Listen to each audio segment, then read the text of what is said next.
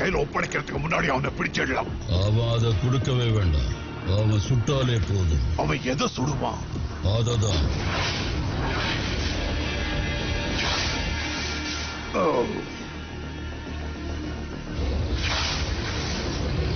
அதே நேரத்துல come on come on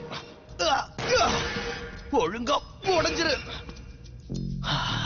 இது உடைக்கிறதுக்கு கண்டிப்பா இங்க ஏதாவது ஒண்ணு இருக்கணும். என்ன சுத்தியலா? இதுவும் நல்ல யோசனை தான்.